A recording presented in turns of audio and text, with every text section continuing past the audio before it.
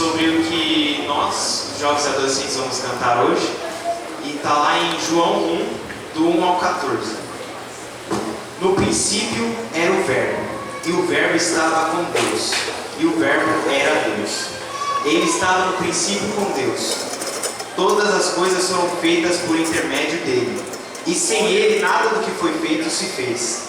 A vida estava nele, e a vida era a luz dos homens. A luz resplandece nas trevas, e as trevas não prevaleceram contra ela. Houve um homem enviado por Deus, cujo nome era João. Este veio como testemunha para que testificasse a respeito da luz, a fim de todos virem a crer por intermédio dele. Ele não era luz, mas veio para que testificasse da luz, a saber, a verdadeira luz que vinda ao mundo, ilumina a todo homem.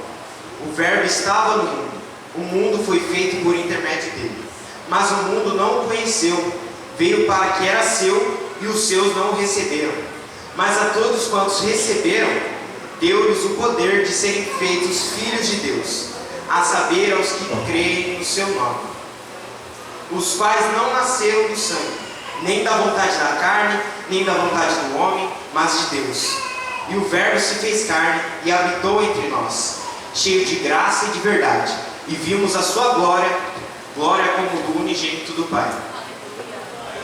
Então, está dizendo aqui que Jesus, ele sempre foi o início. Ele nunca foi, ele veio aqui na terra e passou. Não, ele sempre esteve no início, no meio e vai estar no fim. E quando ele veio, ninguém o recebeu.